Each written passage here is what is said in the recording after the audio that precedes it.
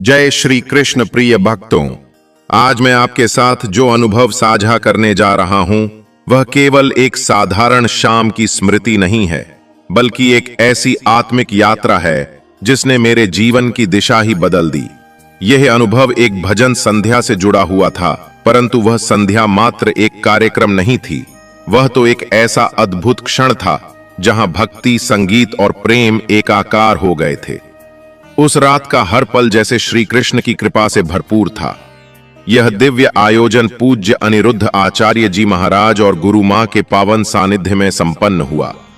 आयोजन स्थल कोई साधारण स्थान नहीं रह गया था, वह तो किसी जीवंत धाम का स्वरूप ले चुका था।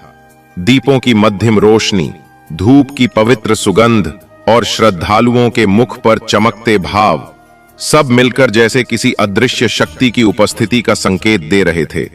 जैसे ही महाराज जी पंडाल में पधारे, एक अलौकिक ऊर्जा का संचार हो गया। उनकी शांत और तेजस्वी उपस्थिति से वातावरण भाव विभोर हो उठा।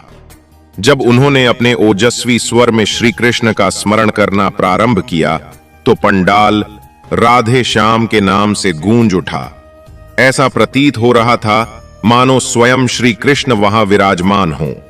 संध्या का सबसे हृदय स्पर्शी क्षण तब आया जब महाराज जी ने मंच से प्रेम पूर्वक गुरु मां से आग्रह किया कि वे भी एक भजन प्रस्तुत करें। जैसे ही यह विनम्र अनुरोध स्वीकार किया गया, पूरे पंडाल में एक गहन और भक्तिपूर्ण मौन छा गया। वह मौन केवल शांत वातावरण का प्रतीक नहीं था, वह श्रद्धा, समर्पण और प्रतीक्षा का सजीव रूप था। जब गुरु मां ने अपनी मधुर वाणी में श्याम तेरी बंसी पुकारे राधा नाम का भजन आरंभ किया तो ऐसा लगा जैसे स्वयं वृंदावन की वाणी वहां गूंज उठी हो। उनके स्वर में वह मिठास थी जो केवल कानों से नहीं, आत्मा से सुनी जाती है। हर शब्द जैसे किसी मंत्र की तरह हृदय में उतरता जा रहा था और मन को एक अलौकिक रस में डुबो रहा था। ऐसा प्रतीत हुआ मानो स्वयं मुरलीधर उस संगीत में प्रकट हो गए हों। भक्तों की आंखों से अश्रुधारा बहने लगी। कोई भाव में लीन होकर आंखें बंद किए बैठा था तो कोई अपने हाथों की तालियों और चेहरे की मुस्कान से उस भाव को व्यक्त कर रहा था। छोटे छोटे बालक भी गुरु मां को एकटक निहारते हुए जैसे उस भजन में खो गए थे। यह प्रस्तुति कोई साधारण गायन नहीं था, यह तो एक कार्यक्रम समाप्त हो चुका था, लेकिन वहां उपस्थित लोग अभी भी मंच के समीप खड़े थे। कुछ शांत मौन में डूबे थे, कुछ अपनी भीगी आंखों को संभाल रहे थे। सबके हृदय में एक ही भाव था। आज का अनुभव किसी तीर्थ यात्रा से कम नहीं था। यह सब संभव हो सका पूज्य अनिरुद्ध आचार्य जी महाराज की कृपा और मार्गदर्शन से।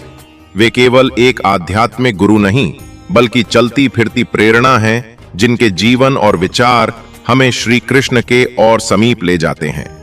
मित्रों, हमारा ये YouTube चैनल उन्हीं के चरणों में समर्पित एक विनम्र प्रयास है। ये एक माध्यम है जिससे हम उन दिव्य क्षणों, कथाओं और भजन संध्याओं को आप तक पहुंचा सकें।